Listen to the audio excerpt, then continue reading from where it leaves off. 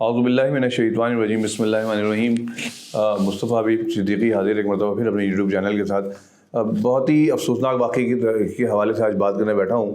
2 دن پہلے ہی میں نے ایک ویڈیو اپلوڈ کی تھی جس میں اس حوالے سے بات کی تھی کہ کورنگی کے اندر ایک واقعہ ہوا اور جس میں ایک باپ نے اپنے بیٹے کو آگ لگا کر قتل کر دیا. وہ ایک ابھی افسوسناک واقعہ ہوا ہی تھا. اور اس کے علاوہ میں ایک اور ویڈیو کی جس میں تنہائی اور دیگر ایشوز پہ بات کی تھی کہ ابھی ہمارے کل ایک بہت ہی افسوسناک واقعہ ایک اور ہو گیا پاکستان کے اندر کہ چکوال میں بہت ہی سینئر صحافی ایاز امیر صاحب کے بیٹے نے شاہنواز امیر نے اپنی 3 ماہ کی دلہن کو قتل کر دیا. اب میں اس کے ان پہلوؤں پہ بات نہیں کرنا چاہتا کہ وہ قتل کس طرح کیا گیا, وہ کیا ہوا, پولیس اس کو انویسٹیگیٹ کرے گی, پولیس کا ڈپارٹمنٹ ہے. میں اس کے سوشل پہلوؤں پہ بات کرنا چاہ رہا ہوں, اس کے جو سماج پہ پڑنے والے اثرات ہیں, معاشرتی اثرات پہ بات کرنا چاہ رہا ہوں.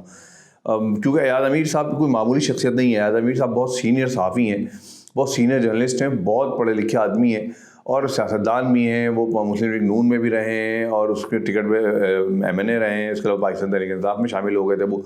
تو وہ کوئی معمولی آدمی نہیں ہے. ان کے اپنے بیک گراؤنڈ بھی بہت اچھا ہے, اب پڑھے لکھے لوگ ہیں. ان کا بیٹا جو شاہنواز امیر ہے وہ بہت ایجوکیٹڈ شخصیت کا مالک ہے. اور اس کے ساتھ ان کی جو بہو سارا ہے جو کینیڈین شہری ہے, وہ بھی بہت پڑھی لکھی ہے اور وہاں جاب بھی کرتی رہی.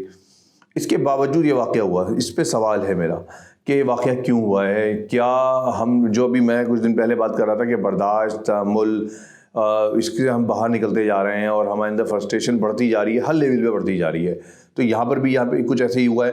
ہم جب کورنگی والے واقعے کی بات کرتے ہیں, ایک باپ نے اپنے بیٹے کو جلا دیا, تو وہ تو باپ غریب تھا, بہت مجبور تھا, پریشان تھا. اس کی یہاں بات یہ آتی ہے کہ وہ اپنے بلوں سے, بجلی کے بل سے اور مہنگائی سے پریشان تھا. اس کی فرسٹریشن جا کے ادھر نکل آئی.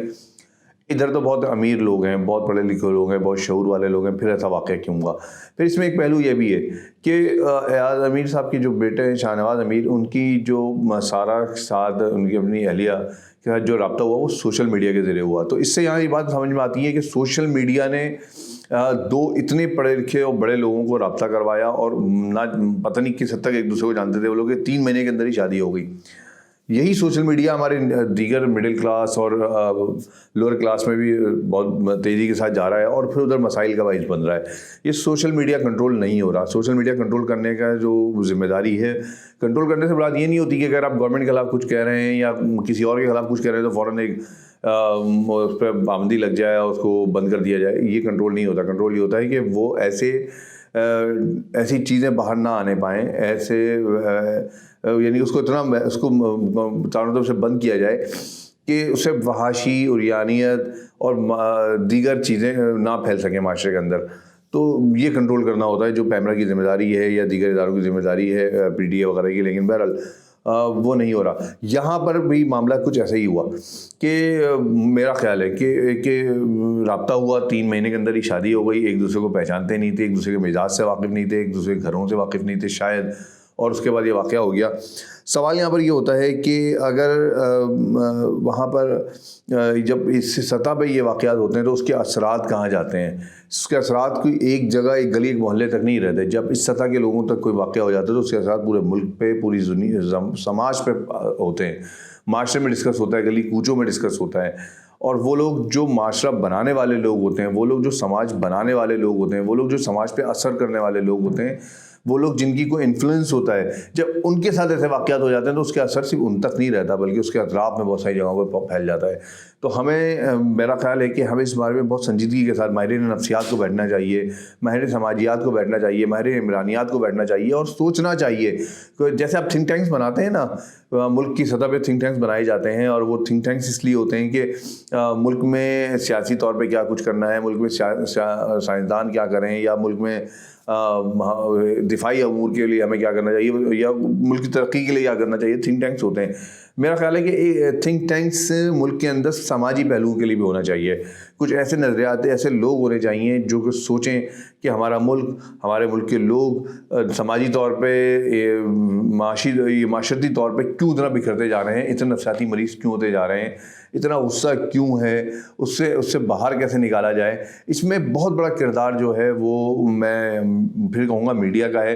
میڈیا کو اپنے اوپر توجہ دینے کی ضرورت ہے، اور ساتھ ساتھ گورنمنٹ کو ضرورت دینے کی ضرورت ہے کہ وہ ایسا ماحول پیدا کرے پاکستان کے اندر جس میں برداشت ہو. وہ گورنمنٹ کے ساتھ ساتھ سیاسی پارٹیوں کو ضرورت ہے کہ وہ ایسا ماحول پیدا کریں جس میں برداشت ہو. عمران خان صاحب ہوں، خاص طور پہ میں عمران خان صاحب کا ذکر کروں گا کہ برداشت ختم کر دی ہے. لوگوں کو گالیاں دینا، بدتمیزی کرنا اور دھمکیاں دینا، اور بس غصہ یہ غصہ 5 سال اس نے صرف ان پہ اثر نہیں ڈالا ہے بلکہ نیچے بھی اثر ڈالا ہے. پھر دوسری طرف دوسری پارٹیاں بھی کسی سے کم نہیں ہیں، چاہے وہ نون لیگ ہو چاہے پیپلز پارٹی ہو. جب وہ جواب دینے پہ آتے ہیں تو بہرحال وہ کہاں سے کہاں پہنچ جاتے ہیں. وہ یہ نہیں سوچتے کہ ان کا یہ جواب وہاں تک سیاسی طور پہ اثر نہیں کرے گا. صرف یہ جواب، اس کے نفسیاتی اثرات بھی ہوتے ہیں. اس جواب کے، اس سوال کے، ان باتوں کے، ان طنز کے، اس گالیوں کے معاشرتی سماجی پہلو بھی ہوتے ہیں، نفسیاتی پہلو بھی ہوتے ہیں. لوگ اس سے متاثر ہوتے ہیں اور اس کے اثرات پیدا ہوتے ہیں. لوگوں کے اندر مایوسی پیدا ہوتی ہے. میرا خیال ہے کہ ہمیں سمجھنے کی ضرورت ہے. اگر ہم نے نہیں سمجھا تو ہمارا معاشرہ، میں پھر کہہ رہا ہوں، معاشرہ ہماری تباہی کی طرف جا رہا ہے. ہمیں اس معاشرے کو بچانے کی ضرورت ہے. ہمیں سیاسی حوالے سے معاشرے کو بچانے کی ضرورت ہے، ہمیں معاشرتی حوالے سے بچانے کی ضرورت ہے، معاشی حوالے سے بچانے کی ضرورت ہے. میرا مشورہ ہے کہ اگر ہم ہمارے سیاستدان، ہمارے جو علماء ہیں، ہمارے جو ماہرین نفسیات ہیں، ہمارے جو ماہرین عمرانیات ہیں اور دیگر جو ماہرین ہیں، ان پہ مشتمل کوئی تھنک ٹینک بنایا جائے اور وہ مہینے 2 مہینے کی سطح پر پلاننگ کریں، باقاعدہ ان کے اجلاس ہو، وہ تمام پہلوؤں پہ غور کریں کہ ہمارے ملک میں ایسے واقعات کیوں بڑھتے جا رہے ہیں. اور جب اتنی بڑی بڑی شخصیات میں ایسے واقعات ہو رہے ہیں تو اس کی وجوہات کیا ہیں. جو اتنے سمجھدار لوگ ہیں اگر وہ ایسا کر جاتے ہیں تو پھر ہم کیسے معاشرے کو سمجھا سکیں گے. اس کو بہت سنجیدگی کے ساتھ لینے کی ضرورت ہے. میری درخواست ہے اپنے تمام سینئر سے اور اپنے تمام ذہین لوگوں سے، جو ہمارے ملک کے ذہین لوگ ہیں، کہ آپ لوگ اٹھیں، باہر نکلیں، سوچیں، معاشرے کو سدھارنے کی کوشش کریں. نہیں تو ہمارا ملک تباہ ہو جائے گا. ملک صرف دفاعی طور پہ تباہ نہیں ہوتا، ملک صرف جنگوں سے تباہ نہیں ہوتا، ملک صرف سیلاب اور اس سے تباہ نہیں ہوتا، بلکہ ملک اگر نفسیاتی طور پہ تباہ ہو جائے، ملک اگر سماجی طور پہ تباہ ہو جائے، لوگوں کے اندر نفرتیں پیدا ہو جائیں تو بھی ملک تباہ ہو جاتا ہے، بلکہ زیادہ تباہ ہو جاتا ہے. امید ہے کہ آج کی ویڈیو بھی پسند آئے گی اور اس کا کوئی نہ کوئی معاشرے پہ کوئی اثر پڑے گا. اصل مقصد میرا یہی ہے کہ ہمارے کام سے ہمارے علاقے پہ، ہمارے معاشرے پہ، ہمارے سماج پہ، ہماری سوسائٹی پہ کوئی نہ کوئی اثرات پیدا ہوں اور مثبت اثرات پیدا ہوں. آپ کی رائے کا انتظار رہے گا اور میرا کوشش کیجیے گا میرا پیغام جہاں تک پہنچ سکے پہنچے. آپ کی اس حوالے سے بھی میں ہمیشہ بھی بات کرتا ہوں کہ اگر آپ سمجھتے ہیں کہ اور ٹاپک ایسے ہیں جس پہ بات کرنے کی ضرورت ہے تو آپ وہ اپنے کمنٹس میں لکھیں تاکہ میں اس کو بھی ہائی لائٹ کر سکوں. بہت شکریہ.